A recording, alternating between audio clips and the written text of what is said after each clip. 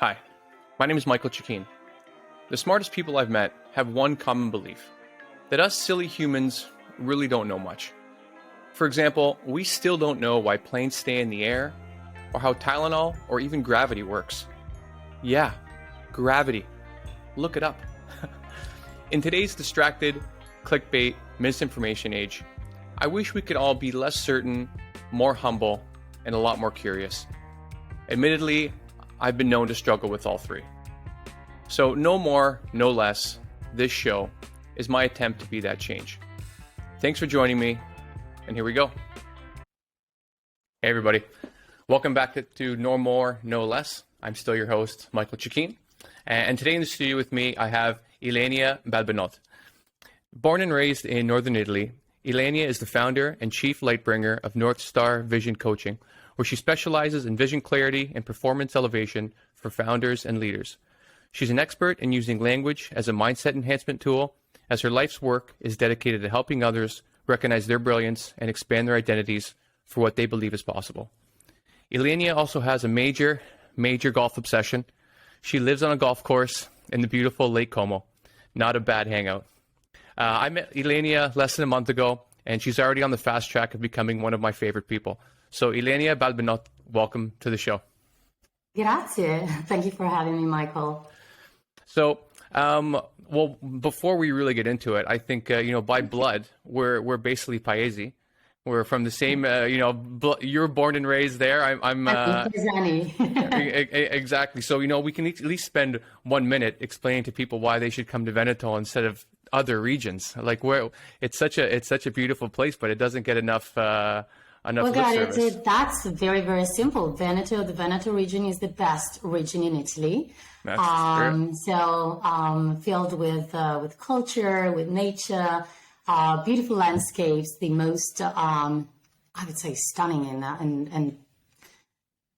the most beautiful mountains. You've got the Dolomites, you've got great wine regions as well, and their food is amazing, and the people is a friendly, nice, and welcoming. Well, Italians are like that most of the time, but I would say that place is special, and it definitely has a very special place in my heart.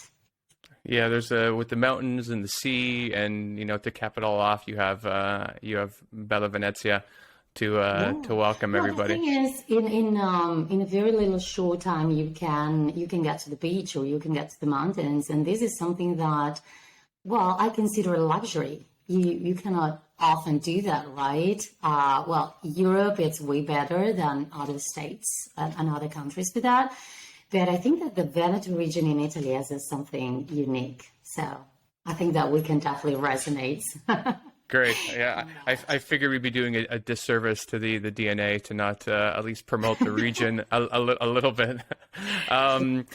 But I like from some of our chats, I think I love how you keep going back to how all humans are creators. And I know a lot of people who think by default that they're not creative, they can't create things. And of course, there's always some fear rolled up into that. But I've met many people that just think flat out that they're not creative. So I'd love to hear more of your view of why you think we're all creators. Yeah, absolutely. And this is exactly actually the main reason why they do not show up as creators, because at the level of identity, they do not self-identify with creators. And if they keep saying that in language, I'm not an artist, I'm not creative. And they think that being a creative is maybe something that is just for painters or for musicians. Then they are missing out big time in what can be done with your life, because at any given moment, you are always creating. You are never not creating. We are always creating. And the point here, and actually I would say the main goal of all the work that I do in my coaching business, is making people more aware of their powers of creators and be more intentional and more deliberate as creators. Because we are always creating creating people, and creating experiences and opportunities in life and in business. The point is, are you creating them consciously? Are you directing your energy, your focus, your attention, and your time towards what you really want, what you really desire? Are you leading with intention, or things are just happening randomly to you? That's the main shift in perspective.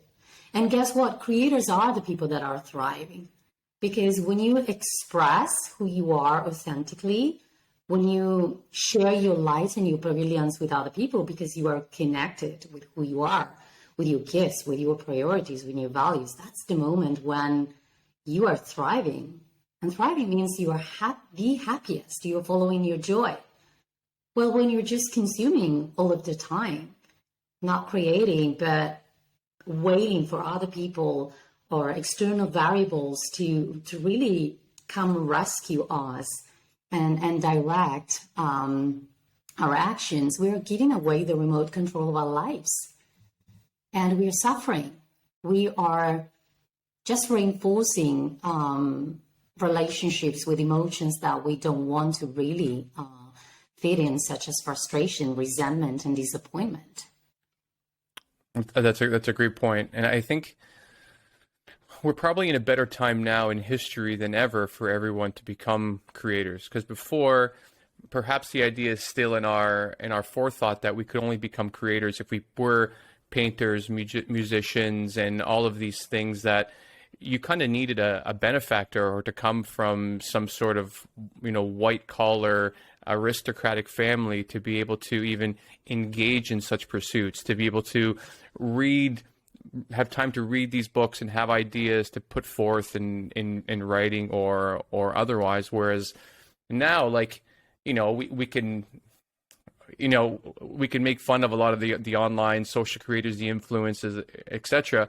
But the fact is, maybe with AI slowly coming further and further encroaching upon human domain, that creation is what we're going to be doing for the next 100 years, 500 years, if we make it that far. That it's going to be, either coaching or creating content and people dancing and doing all these things. And maybe that really is what we're made for and to do. Like, even I think creation for me the last 10 years was more like how I wanted to create my life, what things I did like, what things I didn't like.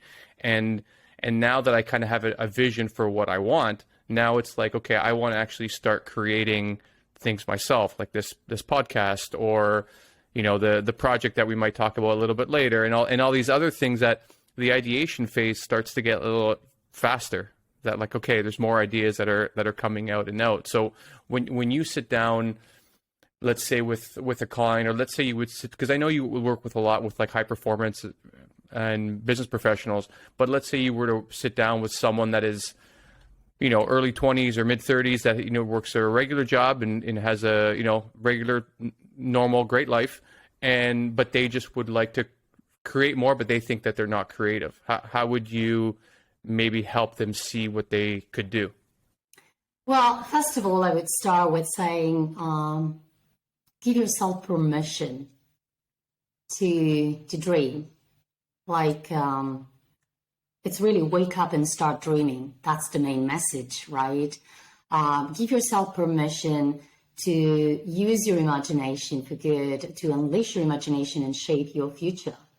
Allow yourself to contemplate different scenarios, to be in a state of wonder, to really feed your curiosity and look at things, from different perspectives. It's not like it. This is the thing. We use our mind way more than we use our body and our heart and our emotions and our feelings.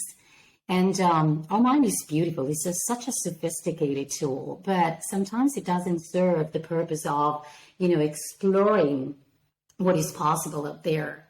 And so we live a life where our future is kind of a default future because it's created by our past experiences. It's not driven or created by our vision of the future. So it all starts with creating a vision. And sometimes when I talk about vision, people say, well, what are you talking about? Well, guess what? Even when you consider travelers, right? Like people that back in the past would go out in the sea and sail on a boat. Like, where do you want to go? Is the very first question. What is it that you want to create? What is it that you want and intend to create? So having a very clear, vivid, and compelling vision is the first step. And how do you create that? Is really tapping into that realm of imagination when you give yourself permission to walk the field of generative possibilities, explore what's possible, and then select the potential that you want to bring into reality. Decide you're going to do that, choose that potential, commit to that, and then take actions that are consistent and aligned with what you intend to do. If you don't have a North Star, a true North, like that's the reason why I call my business, right, my coaching business, North Star Vision Coaching, is because we always have, even in amidst uncertainties and chaos, we need to have a guiding point, a reference point, right?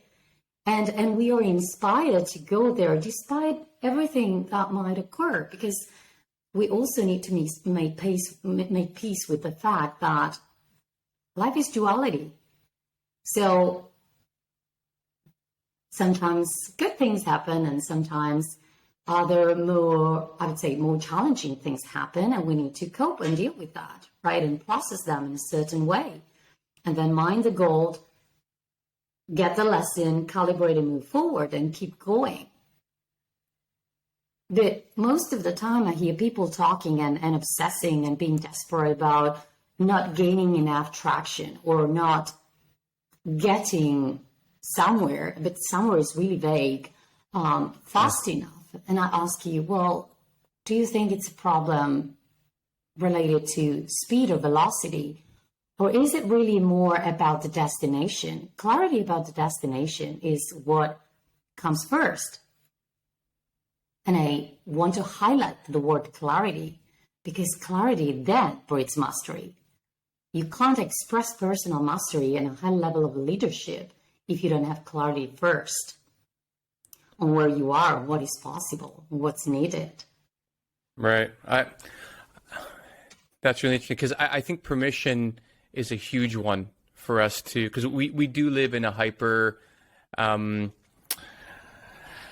like a helicopter sort of society where everyone is watching each other, and everyone's like, you have your Twitter or your Instagrams where everyone's waiting to jump on someone else for something, to criticize, to judge, and all of these things.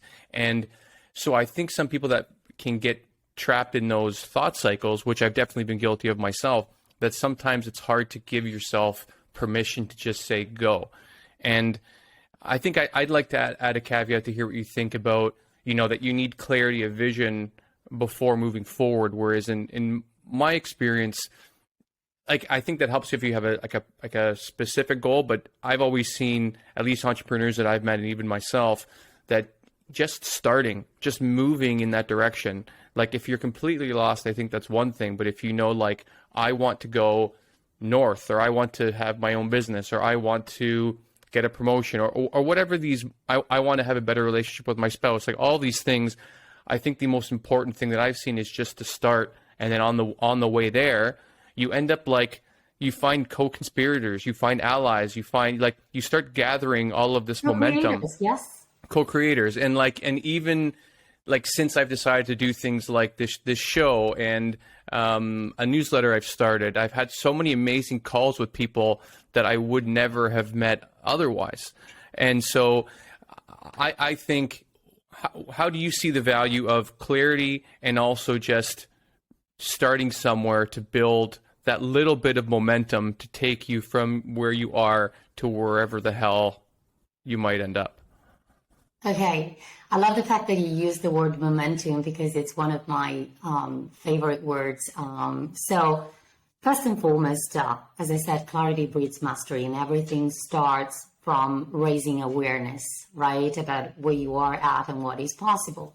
So when we're talking about clarity of vision, I think it is important to really understand that whatever is the results that we are craving to create in our life, let's say it's a peak business performance, or is personal, professional, and financial fulfillment, or it could be record growth in a short time scale, or increase your well-being, or be more content. I mean, there are so many intentions that we might set and declare for ourselves. And this is where you are heading to. But performance, which is the result, that the desired outcome, is the byproduct of change. Think about a success equation, right? There are certain inputs, certain factors that you add, right? And then all these things combined together bring you that result, right? So first you need to have clarity about what you want to create. And then you kind of reverse engineer the process and say, okay, so who do I need to be in order to create that? And when I define who I need to be in order to create that, and I embody that clarity, and I embody those qualities of being, it's the being that is doing the doing. Does it make sense?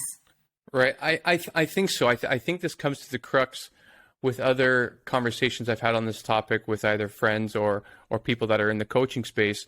Whereas, because I read a book recently called Personality is Not Permanent. And the concept behind that book was that it's not your personality itself that you can just change and go after something. It's that the goals that you choose to pursue end up creating, much of the personality within you. So if your goal is to, and I kind of extrapolated my own ideas from the thesis of that book, so let's say you have, let's say you're an artist in your teen years, you want to do good in the world, all these things, but then you have to sacrifice the goal of becoming an artist or going into an NGO, but because let's say you have financial pressure, so you decide to go into finance. So then you go and start working for a bank, and the amount of people there that are also chasing money as an endpoint for their life goals, those kind of become your values.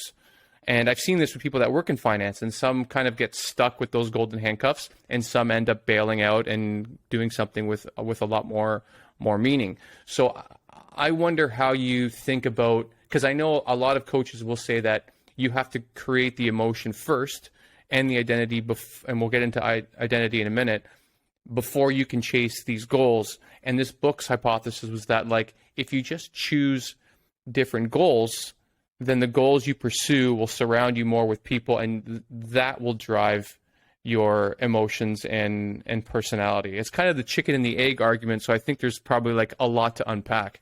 Well, I love the fact that you mentioned the word personality. And I'm just quoting Dr. Joe Dispenza here. He says that your personality is what determines your current personal reality. So if you want a different personal reality because you are setting certain goals for yourself, well, then you have to change your personality. The two things really beautifully intertwine. They are combined together. So in order to create a different vision, in order to create the highest vision for yourself, you need to become the highest version of yourself. Because whoever it is that you are right now, it only got you that far. Right? So the Michael that will, I don't know, in a year time or in 2, 3, 5 years time will achieve certain goals, it's going to be a totally different person. And that's the expansion that's created in the journey. When you expand your identity, you also expand your capacity to your willingness, your desire, and really your capacity to create, attract, receive, hold, and sustain all the richness and abundance that you are creating. And I would offer a shift in perspective regarding what you just said. You don't have to sacrifice anything. Like you said, like in the pursuit of certain financial goals or career goals, you have to sacrifice your being an artist. Not at all. Actually, being an artist is who you are. If at the level of identity, you identify with that and you embrace that. Being an artist simply means being a very creative person. Right. Okay. And so you can apply your creativity to unleash business creativity. And so creativity is a gift, is a tool that you have that can serve the purpose of creating innovation in your business. And innovation, that's the thing. I'm not referring to, the high-tech department, or I'm not talking about rocket science. Innovation, literally speaking, is connecting the dots. So something that is already in the field, that already exists, can be just created in a different way, because you take different elements of it and you combine them in a different way so that a different product or service can be offered to the people, to people for the highest good. Right. Yeah, I don't think I disagree with any of that. Where I think also I want to stick on this for one further second is that, because I do think we can be creative in anything that we do in our lives. If it's a text message or meeting up with a friend, I really do think that there are small touch points in our lives that we can choose to be more creative. But using that example for sacrifice, I think what I was considering is that the personality of that person before they enter like the financial industry, if they're going to become like an analyst, is going to take them into a specific world and kind of, like, it's been proven in so many psychological studies that we kind of look to our peer group to see who we are, and a lot of times we end up just succumbing to whatever the people around us are thinking. So if you're entrenched in the financial industry where the purpose of life is money, the scorecard is money, the way you show value is how nice your watch is and how nice what if your suit is tailored, or et cetera, then your values and then potentially your personality changes. And again, I don't know what I think about this. I'm just arguing the point of the book that I found interesting. And the example I have in my own life is a friend of mine from Spain, maybe years and years ago, moved to Geneva for a job. And when they came back, they were even self-aware enough to be like, the idea I have of what is valuable, I know has shifted from when I lived in Barcelona, because Geneva is like the, almost the private banking capital of the world, you would say, as a city. And I remember her saying that, like, just everyone I met there, these are the metrics they used to identify status and value and well-being. It was cars, handbags, trips, like all of these things. And she said, I had to leave this city because I saw that I was changing into one of them, and I didn't want to become this for the rest of my life. Look, when I mean we are creators, if we identify as powerful creators, I believe that we always have a choice. Having to, like, the obligation of doing something, it doesn't exist in my world. Meaning, like, obviously we are strongly affected by the external environment. Right. But we get to choose first what is most important for us. And when we shape our vision, we better be careful and include in our vision what is our desired lifestyle, who we are, how do we want to express ourselves, what are our values, our needs, because sometimes we focus on values, but we kind of neglect our basic needs, and these obviously have to be met. Our communication style, and so we are always offered with several different options, and still we get to choose. So our standards, our principles, our foundational agreements, like, the better we know ourselves, the better we know who we are, the better we can practice, we can practice discernment and really follow our inner compass and decide, okay, look, I understand that these people are good people, but not my people. Like, I Right. want to hang out with values aligned people because I know that relationships are important in my life. Like, I'm a person whose love language is sharing knowledge. Quality time is in the, 5 love languages. It's quality time for me. So being in conversations with people and placing a very high value in co-elevation and co-creation is of paramount importance for me. If I don't give that to myself, I suffer. So this is what I mean by really blazing your own trail.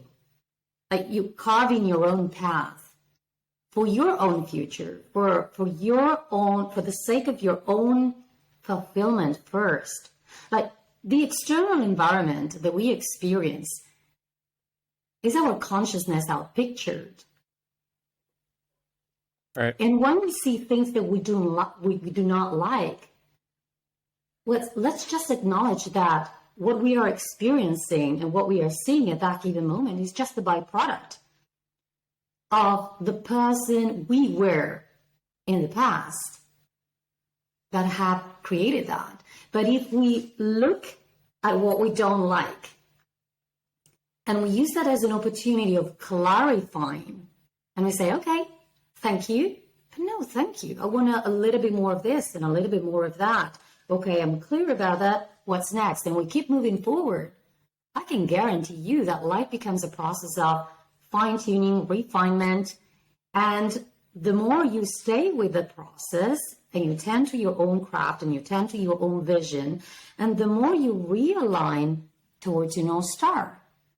Right. Yeah, and I think that's why the story of the friend in Geneva stood out to me so much, because I really admire people that can take count of themselves when they're moving in a direction that just doesn't feel right. And like you said, like, just connecting with the wrong people, and you're like, well, if this is what's happening now, this is going to be a continuation in the future, and this may not be the environment that where it feels good to me and where I can build something where I can thrive. And I think that's a good way to move on to your concept of identities.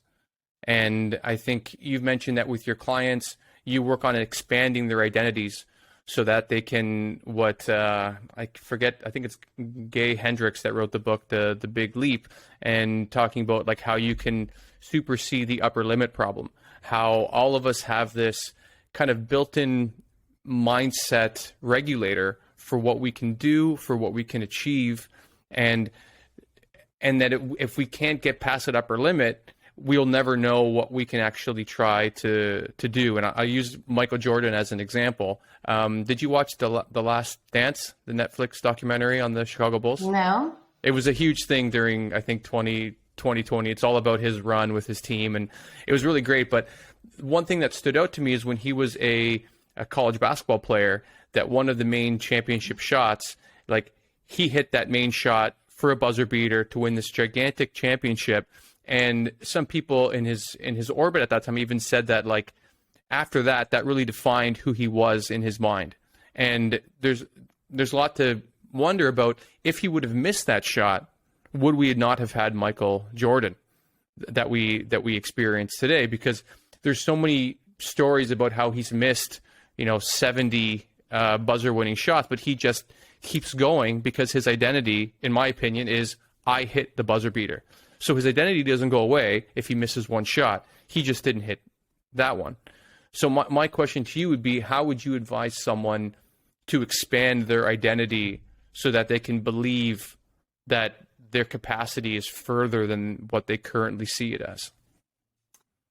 Well, that's a process. It's not an epiphany. So when you understand that in order to reach certain outcome goals, it is important to first set for yourself some identities, very specific identity goals. So identity goals come first.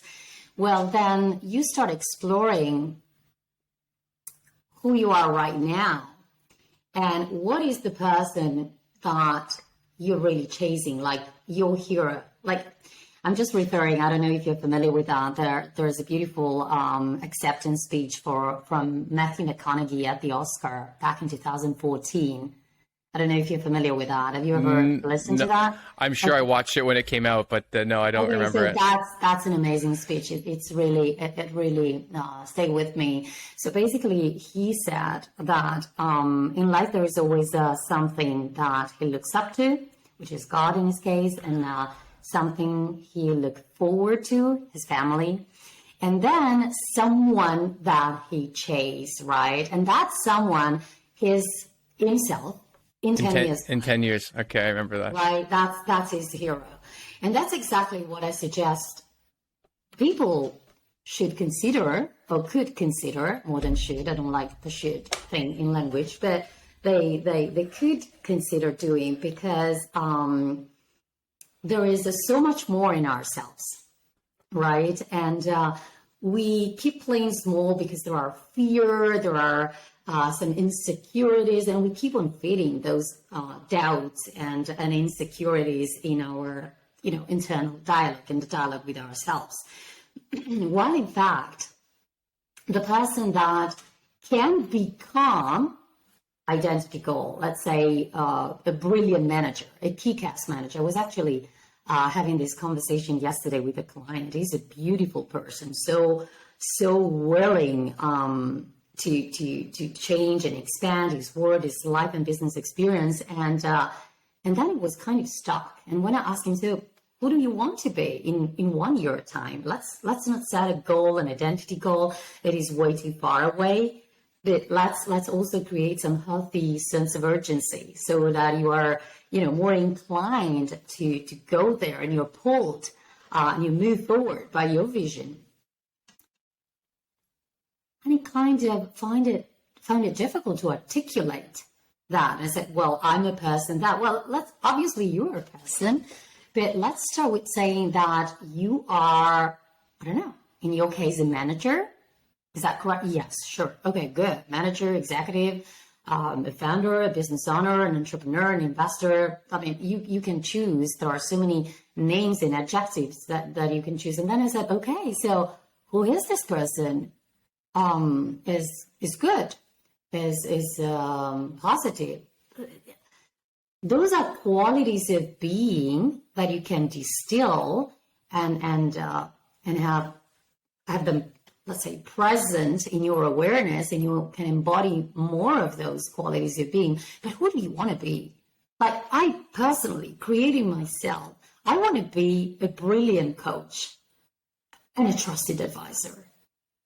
I'm a thinking partner for major corporations and for established founders and impact investors, like people that are really up to something and want to create something meaningful in the impact and sustainability ecosystem. I created that. At some point, I connected with that desire and with that vision. And then I decided that I wanted to be there. And I'm working on that. And I can guarantee you that the people that I'm connecting with right now, I couldn't have dreamt about connecting with them, like in my wildest dreams. And I am doing my part, and the universe, God, or highest intelligence, the way you want to call it, is doing its part, and is doing such a brilliant job, to be honest, right? And that's because I'm showing up with a clear vision. So I'm clear and I'm self-led, because I don't wait for other people's validation or permission to do something, take actions, initiate a conversation, inform other people about what I'm doing, what I'm up to in the world. So I started with saying, okay, what does it mean for me to be a brilliant coach and a trusted advisor? Like a guiding light in the field of leadership and business coaching, merging together clarity and personal mastery with business, and using business as a channel to really awaken the spirit in business and help move humanity forward and carve the path for a brighter future, which is more sustainable, which is more beautiful also, so that more beauty can be generated, awareness can be elevated, more understanding can be created, and people can feel called and moved to do something with their gifts and their talents. Because we have many gifts, and the gifts of expression is one of them. But we can't use our voice powerfully if we're not connected with our vision first. Interesting. Yeah, I know when I edit this video, I'm going to have to really think about these even more, so I can watch, because there's so much to unpack for like the distilling down of how to get to our clarity for the direction we want it to go into. And what I know a lot of people, including myself, will bump into is the fear of moving past that and saying, like you said, I don't give myself permission because I don't think I should be that person, or I don't think I can do that thing, and I don't think. And so I found normally if I want to start something, you know, I do start telling people, and I do start making it real, and not that like I did it more like no, I think I want to start this thing, or I want to do that. And it might just be that I'm fortunate with the community and friends I've built around myself over the years, but they kind of help me with momentum. Where I think if you're in a negative, I don't want to say negative place, because sometimes people's friends groups or, you know, work environment, they might be great people for other factors in their life, but when someone tries to try something new, I think sometimes the kind of the love wire gets crossed. And if you love someone so much, or even if you like them and care about them, you don't want to see them fail. So the empathy that sometimes people have for their friends when they want to try something new is, I don't want them to fail. I don't want them to feel bad. I don't want them to go through this suffering. So then they start putting their fears onto the other person, which they're completely projecting it. And I think perhaps the people that I've met around me now is if either entrepreneurs or just people that have more, you know, faith in what's possible in life. If I start saying, oh, I think I want to do this, or I think I want to do that, and I you know, because I get a lot of these ideas all the time, and so I kind of throw out these, like, you know, friends like, all right, let's see what idea Mike has this week, and then I kind of just, we talk about it, and I realize, oh no, that wasn't as good as I thought it was, but it's good to get it out of my head, and then because I think better when I'm having these conversations, because then I can hear it for real, and then I can start thinking like, oh shit, maybe I should do that, and it really becomes the idea of intention. And actually, a chat you and I started when we were on a quick call about what we were going to chat about today. And I really want to chat with you about the idea of living with intention and going with the flow sort of mentality. And where I've been thinking about it, and I don't know where I'm going to end up, is I think there's a lot of people that say, oh, I'm just going to go with the flow, and I'm going to let the universe take me where it's going to take me, and I'm going to be grateful and do the best for it. And a lot of people I've seen going down that road, they really just end up flowing down the river, if you will, of the closest person that has agency. So someone that will say, well, coasting.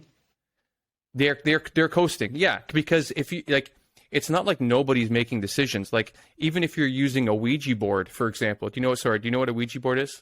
Look, a decision is always being made. It's either you or other people making the decision. Or someone else. Yeah, and that's my point, is that, like, if you're living with intention, then you're always going to be heading in a specific direction. But if you're going with the flow, so to speak, with your, like, there's other things to think about, but in your life, then you're just going to end up doing what the people around you are doing, or the way that they would like you to push you into, and that could be for better or for worse. So how do you think about intentional living versus go with the flow? Well, everything that I do revolves around the concept of leading with intention. And it starts with leading conversations with intentions. This is where I specialize, conscious communication for impact, because when I talk about conversations, I'm really referring to every type of conversation that you are having, and it starts with the conversations that you are having with yourself in your head, right? So it's always like the main goal, it's always to elevate the quality of the conversation that you're having with yourself, and then the quality of the conversation that you can have and express in the outer world, in your personal and professional relationships. Same. Those are just an extension of who you are. Right. Mm-hmm. And so look at business, for example, we are in a time and space where we definitely need to express quality actions towards a specific direction. Like, time is clicking. How do you say that? Ticking. Right. Ticking. Yeah. And so we need to act, we need to move fast, and we need to express quality in what we do. And it's difficult to do that when we are waiting for other people to make up their minds, to give our, the go-to, okay, you can go, or where people are just kind of passive, passively waiting for instructions. Life doesn't come with an instruction manual. You create your own journey, and you need to be okay with failure and with making mistakes, because that's the way. Like the fastest, actually, you make mistakes and you fail and you wake up again. The fastest you get the lessons. You mine the gold in the experience that you had, and you integrate that information, that insights, that lesson into what you are doing and into what you are being. So I'm all about being surrounded by the right kind of people. My people, like I call them eagles, like in my mind, those are the bright minds that I'm inspired by and that I could possibly inspire. So we're talking, I love to be in the realm of inspiration, not motivation. I don't want to motivate people, because I believe that it is way better to deal and interact and connect with people that are self-led, that are already connected with their purpose. And if there's some clarity that had to be gained, well then great, let's help out each other. Let's share our knowledge, our wisdom, our intuition, and let's keep moving. Like we need to use whatever work we are doing to move us forward. The inner work is essential in the realm of awareness and choice, clarity and personal mastery, for the sake of moving forwards. And moving forward intentionally means that you are clear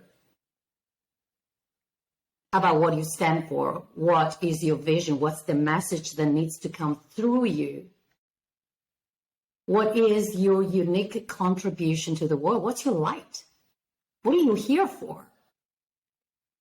Right. And I would say to all the people that I met that kind of obsess, saying, oh, I haven't yet figured out what my purpose is, I would say, look, your breath doesn't come for free. There is a purpose. Don't overthink the purpose. Just embrace the fact that you're here to serve the present moment to the best of your ability, that you're here to serve other people, humanity, for the highest good. And then just be playful with it. Just be open to see what will happen coming from that fundamental truth, which opens up a certain set of possibilities, and play with those possibilities. Right. I really like that, because I think I was part of a conversation recently with like 5 or 6 men, and we were talking about the idea of purpose. And I like that you say that you don't like the word should and you prefer could instead, because I overuse that word to death. Instead. Right. Or even like I should have done that. Like I think that that's a bit of a plague in my mindset that I'm slowly undoing. But the idea of purpose is that I think some people, especially with this large breadth of who we're seeing online and who we're like, even if it's friends from years past or people we know on the periphery, a lot of people will get the idea of, oh, maybe I should do that or I should do this, and it kind of fractures the concept of who we are and what we actually believe in. Whereas I personally think, and where we all kind of arrived on the topic of purpose, is that purpose really could be whatever you want it to be. Like if you think your purpose is to just live with your partner and have a quiet life and read all the books you can, or raise a family of 4 kids, or what, like if that's where you find your joy, your light, and your purpose, well then go for it. You don't have to start a business. You don't have to move away. You don't have to do these things. But in my life, at every step, these are things that I felt I was called to do, and I got to the point where I was miserable when I wasn't doing them. So I'm trying to still cultivate that sort of like inner awareness of where kind of the emotions are pulling me and what they're saying. But look, this is the thing. Whatever you want to create, let's call it performance, right? It's determined by your perception, by the way you see things. Your perception is highly impacted by the use of language. And at any given moment, you can create from the past, memories from the past, or, as we said, from the future, having a strong vision of the future. So it's also important to be more articulate with the language and really choosing, be more precise in language, so that instead of using descriptive language, we use generative future-based language. Mind-blowing. Total game changer. Because when we start using language more intentionally and also putting attention and focus in enriching a language, right? We start painting a vision for the future. Think about Martin Luther King's speech. With his speech, I have a dream. I have a dream. I don't know if you remember that. Well, he painted in other people's consciousness the clear vision, the moving vision of a society without segregation. What did he do? He had a vision. He connected with that. He connected with that message that was integrated in the vision, and he used his voice powerfully. And there was intention behind his words. There were very clear words, and there were emotions. And when people emotionally connect with your message, then they become emotionally invested in your vision. And so that's the way through which you can powerfully enroll other people in your vision. It all starts with communication. Words are the code of creation. Using language as a performance enhancement tool is key to create confidence in yourself, to increase your self-esteem and self-identity, and to create better experiences with other people. Right. I really love the idea of language, because I do think that words matter greatly. And I think sometimes they can get away from us and we don't even realize the things that we're saying out into the world. And if we're not intentional, I'm sure anyone who's ever been in a heated discussion with a friend, a partner, a coworker, like we start going back to whatever generative emotional training we have had or had not. And then we're saying things that aren't intentional. And so if we're not intentional with our words, then kind of like sometimes the events of our lives can go in a direction that perhaps we weren't planning. Look, I strongly believe that words create worlds, right? And so in the example that you are offering, what is really happening is that you're coming from a triggered space. Right. So you are entering a conversation with loads of data, loads of assumption that come from past experiences. You're not coming from scratch. You're not bringing nothing into a conversation, and you're leading the conversation with intention, but you're letting your triggered self speak. And so what happened in these circumstances, you are speaking from your wound, not from your worth. The magic happens when you are speaking from your worth. Right. I like that a lot, because I like that you said it's a process of knowing our worth and our identity, and that it's not something that can just be generated on the spot. And with that said, because I want to respect your time, you and I had a chat the other day of how I mentioned briefly this project I'm thinking about working on, and you being this Olympic level listener, you had, well, I hear this word, I hear that word, and I'm like, hold on, am I being like shadow coached right now? What's happening here? And we agreed that maybe we'll do a little bit of this on the call. So are you still up for doing that? Sure. Okay. I was just offering different perspectives, helping you see things in a different way, because I know from experience that when you change the way you look at things, the things you look at change. So, right.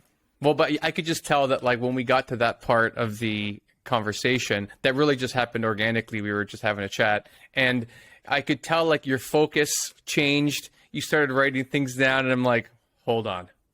I've just entered another side here, and so okay. So to start off, I've been playing with the idea for maybe 2 weeks now of writing a nonfiction book on a specific topic, which I'm not going to share.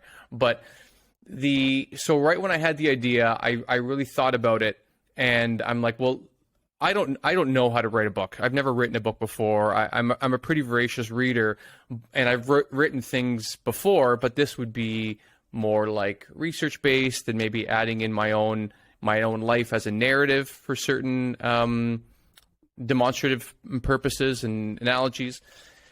And so I basically wrote to a dozen book mentors, book coaches out there, and I found one who I had a really amazing long chat with, and she was saying, well, you need to drill down for exactly what this idea is going to be. So you can basically, you're proving a thesis in this book. You're providing this book to the world, and it's a thesis that you have. And so, after that, of course, I bought 4 or 5 books in that same genre on the same topic with the same reader. I've read through 3 of them so far, and they've been producing all of these other ideas, but a lot of these people are academics.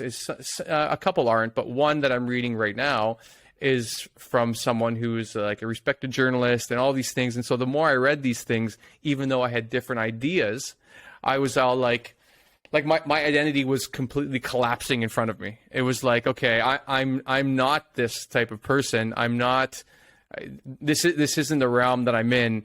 Am I biting off more than I can chew only to set myself up for a supreme level of disappointment of which I will then have to reckon with? so and with all that said, I'm still actually, sorry to interrupt you, but do you actually think that the world needs another person at that level that says exactly the same thing? Or is there a chance that the world might need to hear things around this topic from you in a more maybe simple way, more maybe it's just your style, right? Maybe I could use like a pop-up book, and it could be with crayons. And the thing is, well, first and foremost, you are creating a language, so you are exploring a possibility. And the first thing that you do, and I'm not making it personal, this is really a behavioral pattern that has a specific thinking pattern behind it, which is the pattern of creating overwhelm, which is a self-induced state, right? So what you did, you just came up as a creative, beautiful human being that you are, that want to be expressed and that want to share a relevant message with the world. So you were, for a little moment, you spend a little bit of time in the, realm of wonder and imagination and in creativity. And then you said, oh, well, wait a minute, but I have to do this, and this. And so you shifted from the state of being a creator and a powerful one and a generative and super duper creative and prolific one to being a student. So guess what you are doing? So the being is always doing the doing. When you shift from that perspective to the student identity and you embrace that identity, what do? You buy yourself courses, you buy yourself more books. Do you think that at your age you haven't read enough books to actually come up with a very simple outline of what you would love to share with the world that could guide your thoughts? So first, you need to embrace the identity. So the outcome goal is possibly writing a book, and you still have to make a decision, a clear, precise, and powerful decision about that then will be backed by commitment, and commitment will show up in consistent daily actions. But first, you still have to make that decision. And before you make that decision, you need to really create enough clarity. But for some reason, clarity of vision is always a step that kind of gets neglected. And people step in the how-to, which is the last bit of the process. So let me get more books. And when I'm reading those books, I'm actually investing my energy and time in that direction. So the likelihood of you disappearing for a while, being in your own cave of researching and gaining knowledge instead of sharing your wisdom with other people, totally different thing, is very, very high. And that's the reason why most intentions that are set, most of the time at New Year's Eve, but also in other circumstances, Right. don't see the light in reality, because we overwhelm ourselves. And I want to go back to the concept of momentum that we haven't touched before. Look, a moving object is always moving unless you stop it, unless you create resistance or friction. Movement, like momentum, takes care of itself because life is movement. But what we do with our internal narrative and with our, we call it rackets or strategies to keep us safe and to keep us playing small, we just come up with great reasons or justifications for not being prepared enough, not being good enough. And the underlying thought is, who am I to dare to pursue this dream? And as Marianne Williamson says in the book Return to Love, say, who am I to be brilliant, to be gorgeous, to be talented, to be fabulous? Well, then, who are you not to be? You're a child of God, and you're playing small doesn't serve the world. You're being humble doesn't serve the purpose of being fully self-expressed. You have your breath, you have a brilliant mind, you have a powerful voice. Well, then use it. Connect with your message, and instead of doing fake work, gaining more, hoarding more information,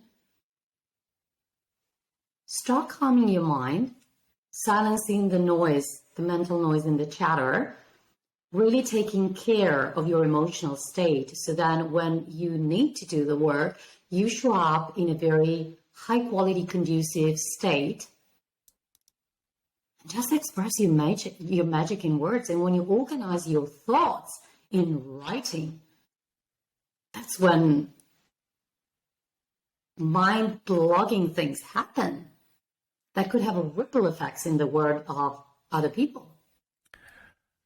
I appreciate all of that, because I've been pretty cognizant of like not reading as an exercise of perpetual delaying.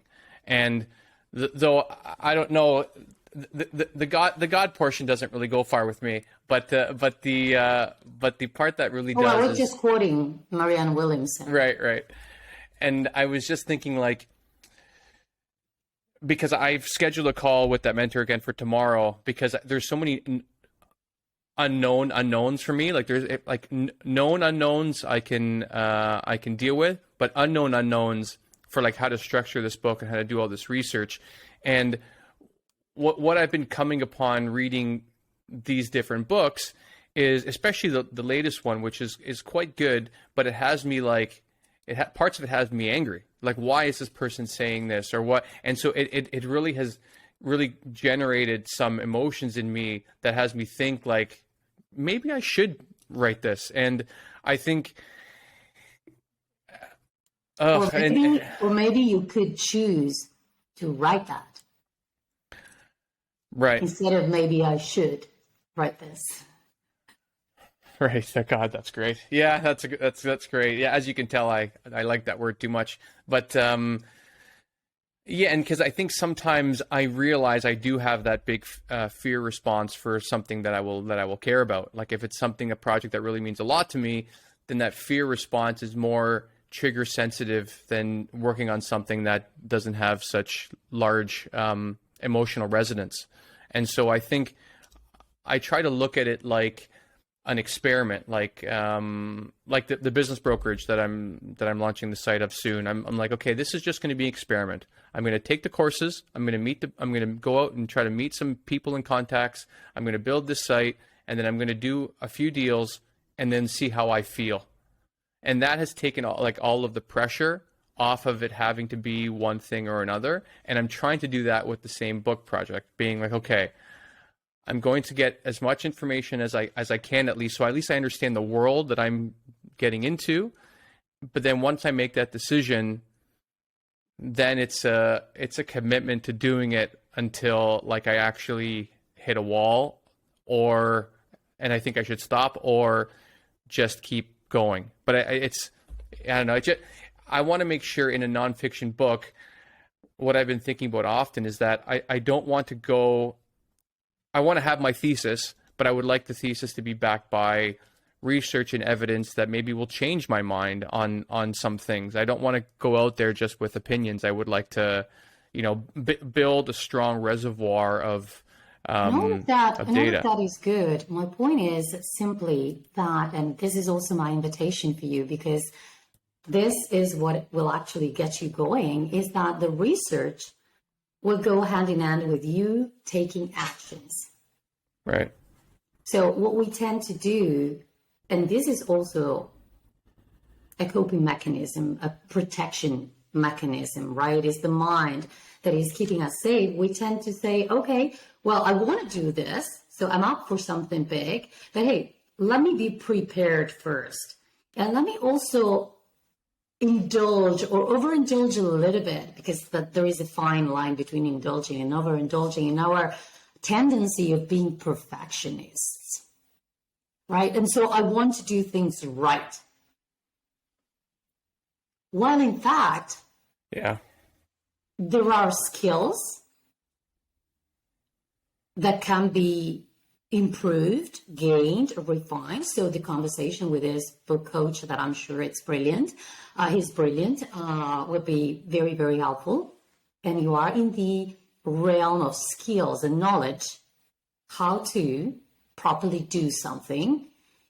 But also, before all of that, there is knowing, intuition, wisdom. There is your unique perception and perspective about this topic. There is the gift of expression that you can choose to honor if you want to. And then everything can be clarified. And in the process, when you really decide to embark on that journey, well, you can course correct. But it's you really calling the shots. Right. Yeah, I'm right now, I think I'm like 75% sure that I'm going to try to do this. And what if I told you that ready is a decision? Ready is not a byproduct of external circumstances. You do not have to wait for other thing to happen so that you have some sort of confirmation that your idea is good. Ready is a decision. And you get to choose and make powerful decision every moment, every breath you take. So it's just about really silencing the noise,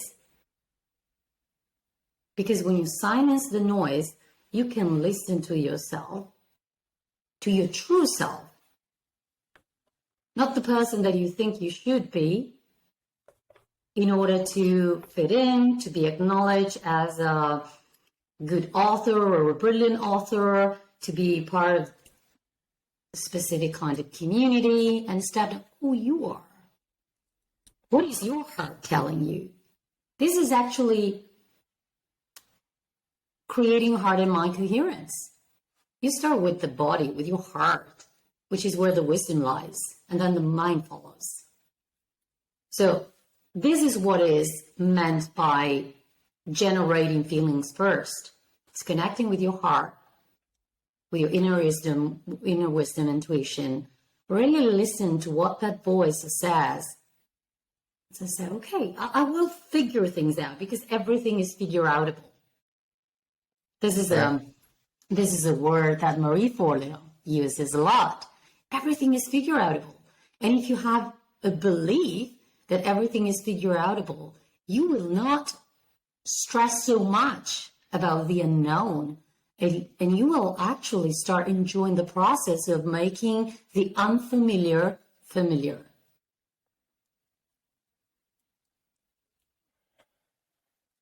Yeah.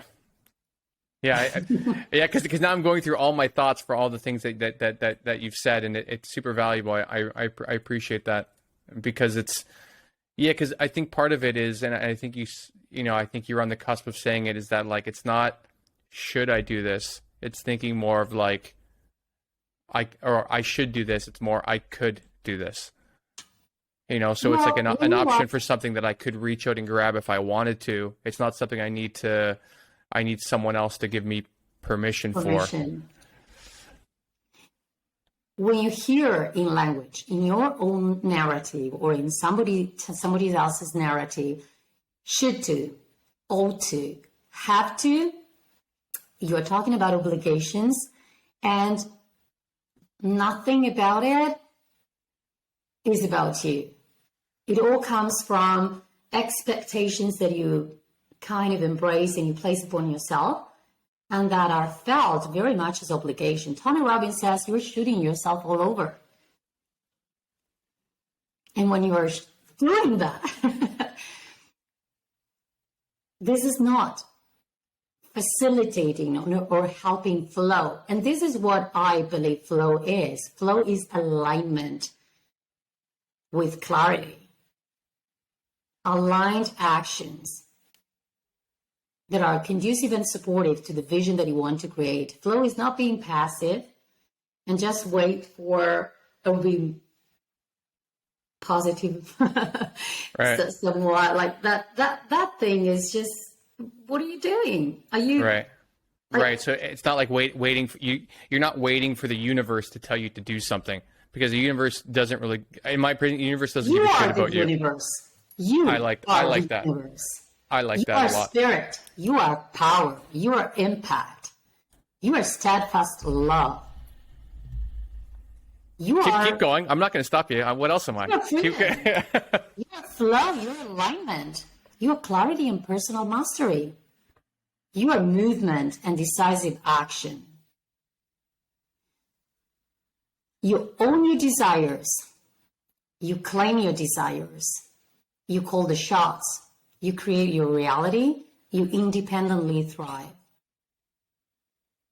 I think that's a great place to end. And I think I'm going to take that last part of audio and use it as my wake up alarm for the next 10 years of my life. But Ylenia, thank you so much for sharing your wisdom and your light with us. I really appreciate you being here. I love these kind of conversations. It's just how we can really share the light and make sure that people are inspired, that they feel good. And this is, I think that it's one person at a time. So when we do that and we can actually help people see things in a different way and inspire them to move into action and to do something great with our lives, this is the best gift that we could offer ourselves and others. So thank you. Thank you. Bye-bye. So thanks for listening to No More, No Less. I appreciate the time you spent with me today. So please subscribe and rate the show if you enjoyed it. It'll help me create more amazing content and get that next little bit of validation that I so deeply crave. If you did enjoy it, well, that sucks. But to make sure, I think you should listen to my next 10 episodes and then decide. I mean, come on. Rome was not built in a day. I'm just getting warmed up here, guys. So thanks again. See you next time.